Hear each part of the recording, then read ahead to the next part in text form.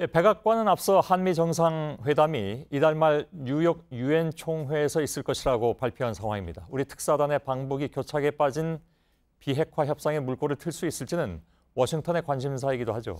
워싱턴 잠깐 연결하겠습니다. 정효식 특파원이 나와 있습니다. 특사단의 2차 방북에 대한 미국 정부의 반응부터 좀 듣고 싶네요. 네, 트럼프 행정부도 특사단 방북 결과 브리핑을 기다리고 있는 상황입니다. 미국이 주목하는 건 김정은 위원장이 협상 교착 상황 타개를 위한 우리 측 중재안에 어떤 반응을 보였느냐입니다. 복수의 외교소식통은 특사단이 방북에 앞서 미국 정부와 종전선언을 먼저 하자는 북한의 주장을 수용하는 대신 북한도 구체적인 시한 내에 핵 리스트를 제출한다는 중재안 문안까지 조율했다고 전했습니다. 한미가 타협안을 제안한 상황에서 김 위원장의 입장을 우리 정부로부터 듣고 나서 공식 입장을 내놓을 전망입니다. 예, 물론 특사단의 방북 준비 과정에서 미국과의 어떤 협의가 계속 있어 왔던 것으로 전해지고 있습니다. 결과에 대한 분석 또 평가는 나중에 물론 나오겠지만 미국 언론들은 특사 방북으로 교착 국면이 타개될 가능성을 진단하고 있다면서요? 네, 그렇습니다. 워싱턴 포스트는 문 대통령이 불안한 북미 간 협상보다 너무 앞서 가지 않으면서 동시에 남북 관계를 개선하는 어려운 균형 잡기를 하고 있다고 했습니다. 블룸버그 통신은 사설을 통해 북한과 대화는 계속돼야 한다며 미국이 한국과 함께 종전선언에 동참하는 대신 북한도 최소한 핵 보류량 신고와 사찰 복귀를 수용해야 한다고 주장했습니다.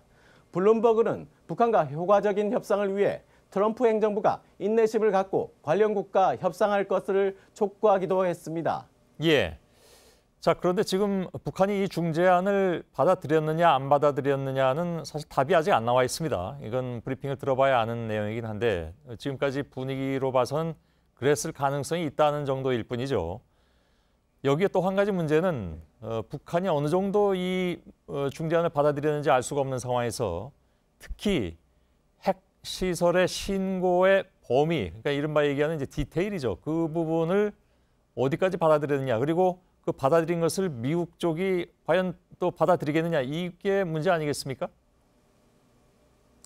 네, 김 위원장이 미국이 원하는 수준 모든 핵무기와 시설을 빠짐없이 신고하느냐는 문제가 남습니다. 미국의 소리 방송은 영변 시설만 신고하고 다른 비밀 시설을 신고하지 않으면 다음 단계로 가는데 오히려 문제로 작용할 것이라는 전문가 발언을 소개했습니다.